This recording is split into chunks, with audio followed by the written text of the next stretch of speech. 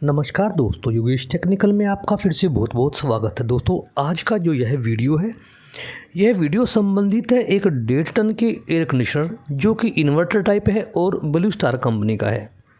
इसमें जो फॉल्ट है दोस्तों वो यह है कि ये जब शुरू में चलता है तो एक बार तो ये 4 एम्पीयर तक आसानी से ले लेता है, लेकिन कुछ ही देर चलने के बाद ये धीरे धीरे अपने कम एम्पीयर्स पर आ जाता है, जिसकी वजह से रेगुलर कूलिंग नहीं हो पा रही। ग्रिल टेम्परेचर भी इसका एक बार में 13 डिग्री तक आ जाता है, लेकिन धीरे धीरे वो 18 डिग्री पर चला जाता है। और हमारा जो लिक्विड लाइन है वो ठीक ठंडा है, नॉर्मल है, और हमारा जो सेक्शन लाइन है वो भी चिल्ड है, यानी कि वो भी ठीक प्रकार से अपना वैल्यू दिखा रहा है। तो दोस्तों इसमें कस्टमर को परेशानी यह आ रही है कि वो कहता है कि इसमें कूलिंग एक बार हल्की सी होती है, यानी कि स्टार्टिंग में, और लेकिन उसके बाद धीरे धीरे कूलिंग कम हो जाती है और कमरे में काफ़ी उमस पैदा हो जाती है। अभी आप देखिए, ये जो इन्वर्टर एयर कंडीशनर है ये बस 4 एम्पीयर तक जाएगा, अपना फुल लोड यह नहीं ले रहा। तो आज मेरा यह वीडियो आप लोगों तक लेके आने का सिर्फ यही मतलब है कि इसमें क्या क्या फ़ॉल्ट हो सकते हैं। क्या इसके आउटडोर सेंसर का फ़ॉल्ट है ये, या फिर हमारे इंडोर सेंसर का फ़ॉल्ट है, या फिर ये डिस्चार्ज लाइन सेंसर का फ़ॉल्ट है, या फिर ये किसी अन्य सेंसर का फ़ॉल्ट है। अभी आपको ये बताना है।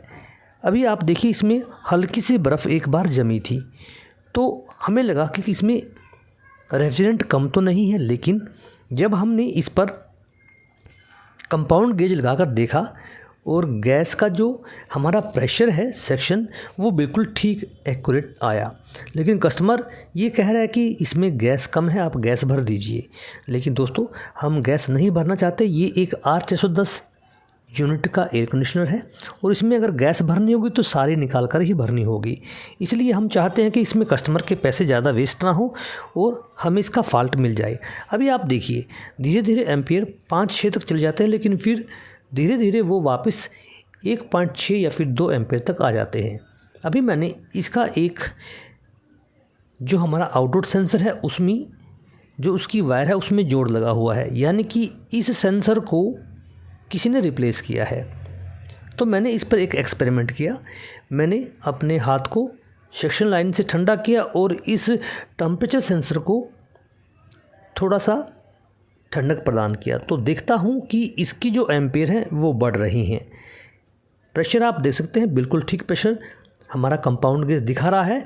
लेकिन जब हम आउटडोर सेंसर को थोड़ी कूलिंग प्रदान करते हैं तो उसमें जो उसकी प्रतिक्रिया है वो हमारे एयर कंडीशनर की एम्पीयर बढ़कर आना है, यानी कि ये फुल लोड लेने लगता है। अब आप इस सिचुएशन में बताएं कि हमें इस एयर कंडीशनर में क्या फॉल्ट फाइंडिंग करनी चाहिए ताकि कस्टमर का पैसा भी बच सके और एयर कंडीशनर भी अपनी पूरी क्षमता से कार्य कर सके। मैंने इसे काफ़ी बार आजमाया तो रिस्पॉन्स वही आया। फिर मैंने सोचा क्यों ना इसके आउटडोर सेंसर को बदल दिया जाए। लेकिन दोस्तों इसके आउटडोर सेंसर की वैल्यू का मुझे पूरी तरह से कन्फर्म नहीं था कि ये कितनी वैल्यू का है, इसलिए मैंने ये रिस्क नहीं उठाया। और फिर हमने इस प्रक्रिया को बार बार दोहराया तो रिज़ल्ट वही आया कि ये एयर कंडीशनर अपने फुल लोड पर चल रहा है, जिससे कस्टमर भी कह रहा है कि इसको ऐसे ही चलने दीजिए। तो अब आप बताएं कि हमें इसके साथ क्या करना चाहिए। तो हार कर हमने जो आउटडोर सेंसर था दोस्तों उसको सेक्शन लाइन से अटैच कर दिया। क्या ये एक सही फॉल्ट फाइंडिंग है या इससे कोई नुकसान हो सकता है? क्या हमें ऐसा करना चाहिए? सभी बातें आप कमेंट बॉक्स में अवश्य